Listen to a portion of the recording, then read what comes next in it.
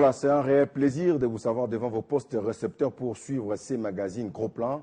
Comme vous savez, Gros Plan est un magazine axé essentiellement sur les différentes actions que pose votre gouvernement, le gouvernement congolais. Mesdames et messieurs, bienvenue à tous.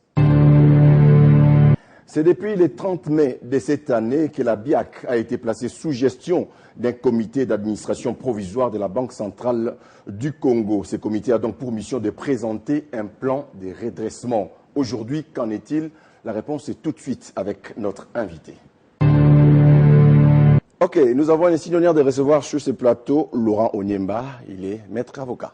Merci. Vous allez bien? Très bien, Marlon. Avec plein de la documentation sur votre chaire. D'entrée des jeux, quel est le vrai problème entre la BIAC et la BCC?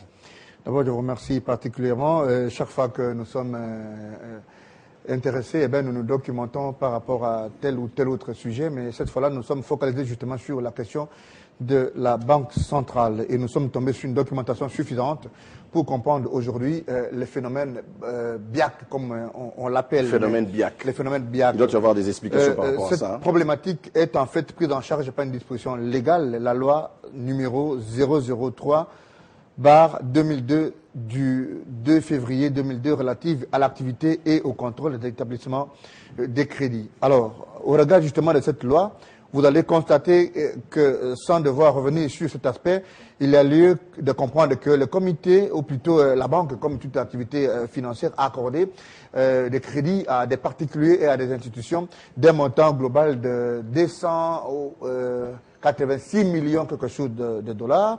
Et je ne vais pas revenir justement sur les éléments que nous avons fouillés pour ne pas vous prendre suffisamment de temps, mais l'examen de dossiers physiques des crédits renseigne qu'il y a des institutions publiques, des personnes privées et morales qui ont en fait bénéficié de ces crédits, dont le gouvernement central, la province, les provinces de Bandundu, les provinces de l'Équateur, le gouvernement de la ville, je voulais dire l'Assemblée nationale, de l'ordre d'à peu près de 82 millions de dollars. Et au nom de ces institutions, comme je l'ai dit, le gouvernement est en fait celui qui a pris le plus gros montant de toutes les institutions ou de toutes les personnes qui devaient quelque chose, personnes morales et physiques, qui devaient quelque chose à la BIAC. Et avec justement le non-remboursement de ces créances, il s'est dégagé un constat qui est amer en fait. Si vous regardez bien, le non-remboursement de ces créances en principal et en intérêt à placer dans une situation de manque de liquidité la BIAC. Et la BIAC est partie recourir justement à la Banque centrale. Ça date de quand cette dette? Bon, en tout cas, je n'ai pas les dates exactes, mais les informations à ma possession datent justement, montrent que ça date d'à peu près quelques... je voulais dire plusieurs mois. Donc toutes les institutions que vous venez de citer tantôt là n'ont pas encore remboursé la BIAC? Pas du tout, pas du tout. Et ce qui dérange à quel niveau, c'est qu'en fait la BIAC, constatant qu'elle est dans l'impossibilité de faire l'opérationnalisation des actions financières et des actions bancaires, a demandé justement au gouvernement, au travers de la Banque centrale, un prêt de près de 40 millions de francs congolais pour l'opérationnalisation des activités bancaires. Ce qui a été fait. Pardon? Ce qui a été fait. Ce qui a été fait. Et par la suite, la Banque centrale a demandé au gouvernement justement de rembourser, cet argent sans préalablement payer les 82 millions qui résultent justement de la créance qu'elle devait, elle, à la banque. Et donc, aussitôt que la banque a voulu riposter, on a mis la banque sous un système qui ne lui permettait plus, par rapport à d'autres banques, de poser des actes ou bien de passer des écritures bancaires, quel que soit. C'est-à-dire C'est-à-dire qu'on a mis, il y a ce qu'on appelle, je connais pas trop le terme technique, c'est opaque quelque chose. En fait, ça interdit aux banques de rentrer en contact ou de faire des opérations avec d'autres banques. Et la banque donc s'est trouvée en difficulté pour poser des actes vis-à-vis des autres banques. Elle était donc obligée de payer cet argent. Aussitôt que la BIAC paye l'argent à la Banque centrale, eh bien la BIAC est vidée de toute sa liquidité. Par conséquent, tous les épargnants qui arrivent à la banque, à la BIAC pour avoir l'argent, vous savez que les Quinois, ils mettent parfois 100 $ le matin, le soir ils prennent 10 $ pour acheter, vous connaissez l'économie congolaise, elle est trop fragile. Et aussitôt que les clients arrivent, les épargnants arrivent, ils se rendent compte qu'il y a un problème de liquidité à la banque. La banque fait appel à la Banque centrale pour dire, bon, maintenant j'ai besoin de mon argent. Jusqu'au moment où je vous parle, cet argent n'a pas été payé. Par conséquent, les épargnants apprennent qu'il y a un problème de liquidité. Et puis la Banque centrale multiplie des communications qui réveille en fait quelque chose dans l'opinion, comme quoi il y a crise à la banque plutôt à la BIAC, il n'y a pas de liquidité et la banque est en faillite. Et donc, à partir du moment où les épargnants apprennent qu'il y a un problème de liquidité, la banque est en faillite, les épargnants font l'opération unique. Tous les épargnants se mettent en file pour récupérer leur argent. Alors, on a à un moment donné placé tous les retraits à $500 le jour par épargnant. Ça n'a pas tenu. On est allé à $100, mais c'est des fils et des fils. Jusqu'au moment où nous faisons cette émission, il y a des fils à la BIAC.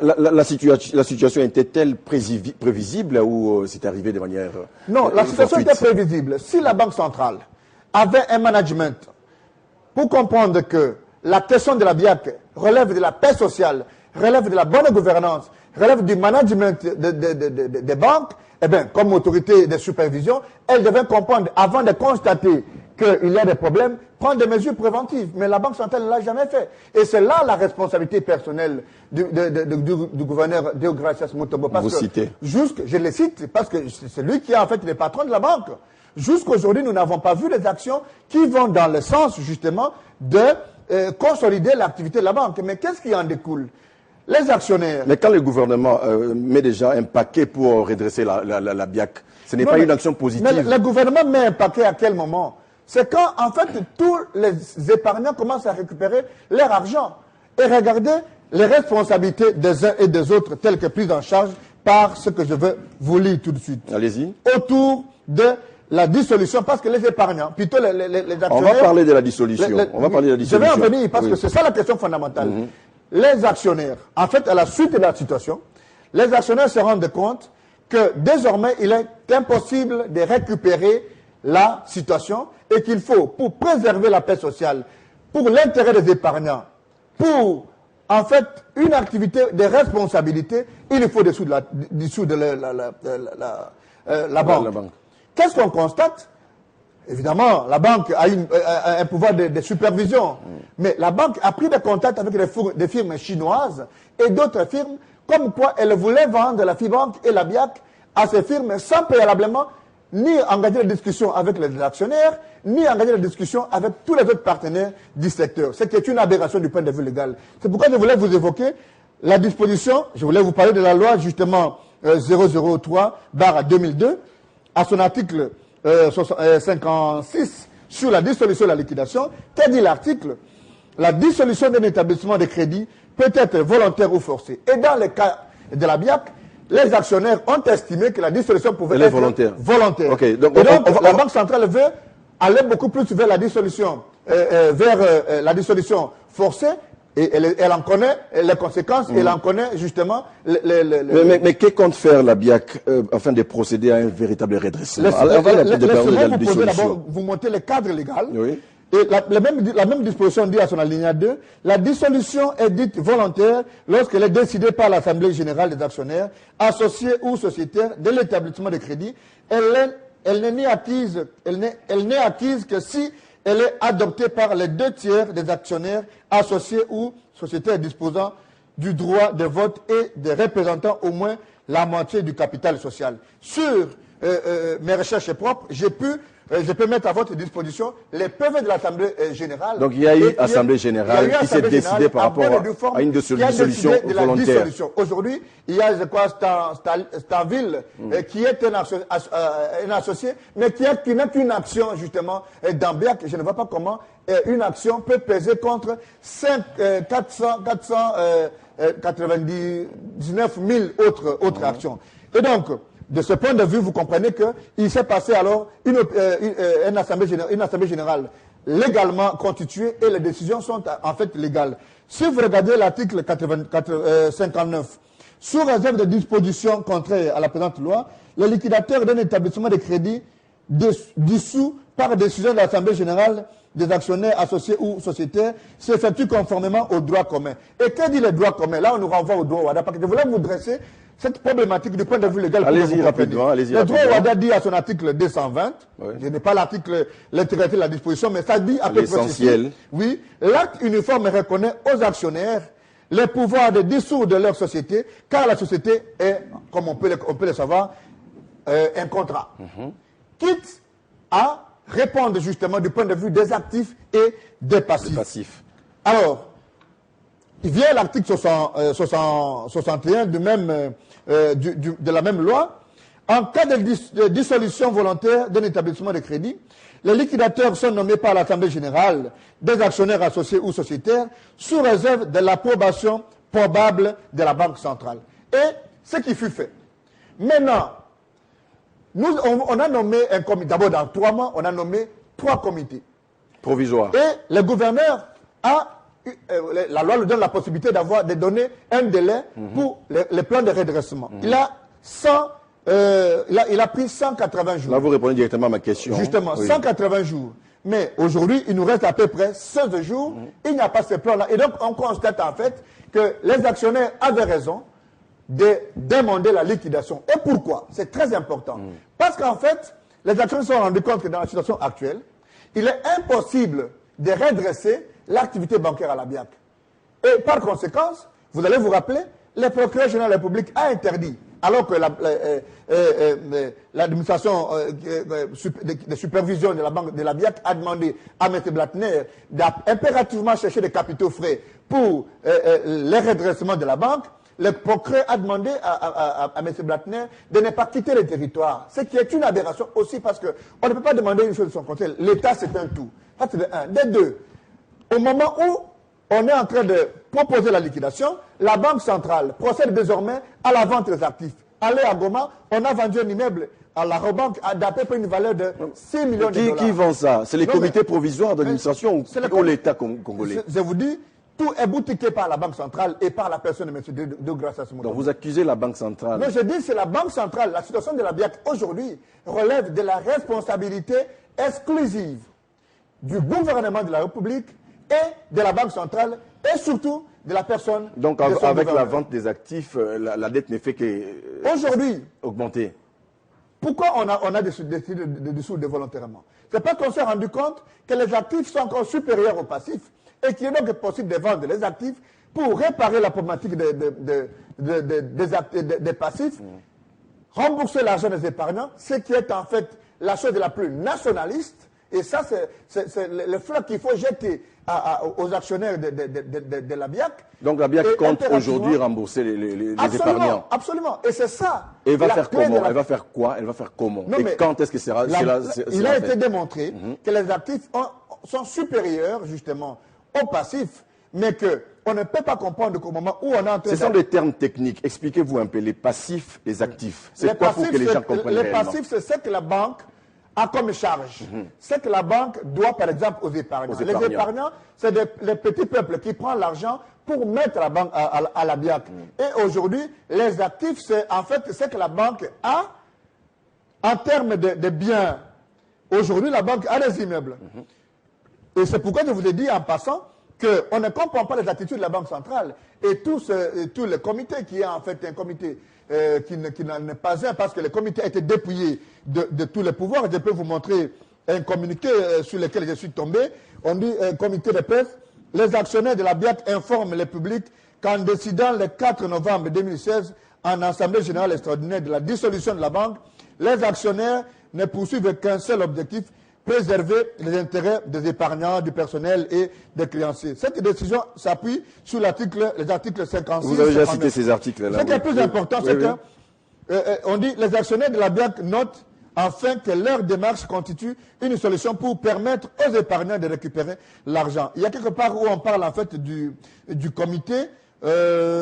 Toutes les institutions bancaires de la place ont été notifiées du procès verbal de l'Assemblée générale extraordinaire sous-mentionné en portant retrait de la signature sociale de tous les membres du comité d'administration provisoire avec opposition à toutes les transactions susceptibles d'entamer les actifs de la banque. Oui. Vous comprenez que maintenant le comité provisoire qui est là n'a plus de légalité. L'Assemblée générale, c'est en fait le seul organe qui dote de pouvoir. Malgré les 16 jours qui lui restent. Non, mais je vous dis, ça n'a plus d'impact. Et malheureusement, au lieu que la Banque centrale constate que les actionnaires veulent de la liquidation pour la paix sociale, pour l'intérêt des épargnants, elle va justement dans une expédition judiciaire qui n'en est pas une, en déposant une requête pour annuler le PV de l'Assemblée générale des actionnaires. Ça, c'est une démarche, je voulais dire, cavalière, une démarche qui n'est pas dans le sens de construire. Mais quand on a approché les amis de la banque, nous avons trouvé un esprit de conciliation, un esprit conciliateur à vouloir discuter directement plutôt avec la Banque centrale pour trouver une issue à la crise. Mais cela a été fait, non? Non, mais je peux vous rassurer que cela n'a pas été fait selon les règles de l'art. C'est-à-dire quoi, les règles de l'art? On a invité M. Blattner à la Banque centrale. Il a été reçu par, le directeur général. Il n'a jamais vu le gouverneur, mais c'était des menaces. C'était des menaces. On ne peut pas trouver la question. Vous devriez avoir des preuves de ce que vous avancez comme mais écoutez, des menaces. Quand on voit déjà les directeurs généraux, ça ne suffit pas. Il faut voir seulement le gouverneur. Non, mais quand on est invité par le gouverneur, il est quand même normal de voir le gouverneur. Alors quelle solution maintenant pour préserver les intérêts des épargnants, du personnel et des créanciers de la banque? Bon, vous avez souligné un élément très important. Je voulais, parce qu'on risque de faire le langage de bois, autour de l'administrateur provisoire, gérant provisoire. Qu'est-ce dit l'article 41? Lorsque les affaires de l'établissement de crédit sont conduites de manière à compromettre sa solvabilité, les intérêts des épargnants, ainsi que ceux des actionnaires associés ou sociétaires, la Banque centrale peut d'office ou à la demande des actionnaires associés ou sociétaires désignés à la tête de l'établissement de crédit, un administrateur provisoire ou gérant provisoire. Et l'article 43 en donne les missions. Et si vous regardez beaucoup plus tard, on dit à un endroit très important, la désignation d'un administrateur provisoire ou d'un gérant provisoire a pour effet de dessaisir les conseils d'administration de l'établissement de crédit des pouvoirs de gestion. Et donc, il y a une cacophonie ultra-supra-transcendante qui ne dit pas son nom. Au même moment qu'on voit par moment des correspondances qui viennent du conseil d'administration, au même moment, il y a le comité provisoire qu'on a changé il y a 3 fois, trois personnes, trois comités en 3 mois. On a senti à la fin mais concomitamment avec la banque, non? Concomitamment avec la banque. Concomitamment avec la banque. Pour les intérêts des individus. Et je vous fais la démonstration de ces intérêts des individus. Rapidement. Pourquoi? On a vendu les actifs de la banque, on a vendu des immeubles à l'est, des immeubles pas dans la valeur du marché, dans la valeur réelle, mais avec la valeur, comment dirais-je, les termes techniques n'est pas là. En fait, on a vendu l'immeuble avec la valeur comptable. Ça veut dire, vous avez intérêt de l'ONEL, qui date d'il y a 50 ans, on veut le vendre aujourd'hui à Kinshasa, à Lemba. Est-ce que quand on donnait ces terrains de Lemba ou à Bandal aux étudiants, ces maisons-là se prenaient à $12 000 ou à $6 000. Aujourd'hui, une maison à Lemba coûte $100 000. Et donc, ou plutôt à Lemba ou à Bandal coûte $100 000. C'est ça la valeur réelle et la valeur du marché. Mais quand on vend cet immeuble-là à la valeur comptable, c'est-à-dire à la valeur en son temps, on sent qu'il y a des pots de vin. Et ça profite à des individus. Et donc, si, à un contexte politique aussi, je voulais dire, sombre, aussi complexe, il faut absolument assainir la commission. C'est là le langage que vous êtes maître avocat, vous parlez des pots de vin. Alors, dernière question, j'y reviens encore sur cette question. C'est quoi la solution aujourd'hui pour préserver les intérêts des épargnants, du personnel, mais aussi des créanciers de la banque? La solution aujourd'hui, il faut, d'abord, il faut laisser la dissolution de la banque. Pour autant qu'elle est légale, pour autant qu'elle va dans l'intérêt des épargnants, pour autant qu'elle les rassure et elle imprime la paix sociale, il faut absolument qu'on puisse liquider. Deuxième chose, nous ne voulons plus voir l'ombre de la Banque centrale au regard de sa dimension légale, qui est une dimension de supervision. Nous ne pouvons plus tolérer que la Banque centrale continue à influer sur la vente des actifs de la banque. Parce qu'en fait, ça va plonger absolument la banque en difficulté. Et quatrièmement, il ne faut pas que les gens qui font le travail décemment, en fait, soient toujours sous la soupe des gens qui viennent avec l'influence du président de la République. Je viens d'avoir une information ce matin que les gens, les Chinois qui sont venus racheter la BIAC, vont à la BIAC avec des véhicules immatriculés président de la République. Ça, c'est le trafic d'influence. Absolument. Et donc, Joseph Kabila n'est pas derrière ce dossier. Joseph Kabila est le garant de la nation. Il ne faudrait pas que tout le temps, les gens continuent à poser des actes sous la coupe de Joseph Kabila. Et c'est à ce niveau-là que nous en appelons justement à l'implication du chef de l'État. Je suis encore tombé sur un élément très, très, très important. Rapidement, on va terminer. Parce qu'il y a une lettre qui a été adressée au chef de l'État par le cabinet Djoumou. Tout un arsenal de documents là. Justement par le cabinet Djoumou et Okindembo, demandant au chef de l'État en concerne demande de vote arbitraire face à une attitude contradictoire tendant à la liquidation forcée de la Banque internationale pour l'Afrique au Congo, BIAC, en sigle, suite à la mauvaise gestion de ces dossiers à divers niveaux depuis la désignation du comité d'administration provisoire et la plainte du gouverneur de la Banque centrale du Congo au procureur de la République générale. Et donc, vous allez constater que le chef de l'État doit absolument s'exprimer. Il s'agit de la vie des Congolais, de la quiétude sociale. Et aujourd'hui, au moment où nous parlons de dialogue, il est quand même inadmissible que les Congolais continuent à se servir de la personne du chef de l'État pour poser des actes alors qu'il s'agit de petits Congolais qui ont fait des épargnes. Et ça ne peut pas se résoudre par l'interdiction à M. Blattner de sortir du territoire ou par des requêtes, je voulais dire, à peine voilées de méchanceté et de volonté à bloquer la machine, mais surtout à encourager la liquidation parce que ça relève de la volonté des actionnaires. Et la Banque centrale n'est que superviseur. Superviseur ne veut pas dire propriétaire de la banque.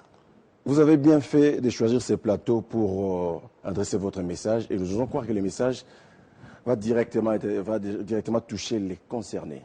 Absolument, c'est pour ça que nous sommes documentés pour ne pas... Vous savez, c'est un sacerdoce pour nous, défenseurs des droits humains, défenseurs de la cause publique. C'est un exercice quand même beaucoup difficile de trouver toute cette documentation. Mais si nous le faisons, c'est pour la paix sociale. Et rassurez-vous que nous avons pris la décision de le faire et nous avons voulu commencer par votre télévision, parce que j'ai toujours appelé la télévision Télé 50 comme la vraie église. Merci. Suivez mon regard, pas cette église dont on nous chante tout le temps.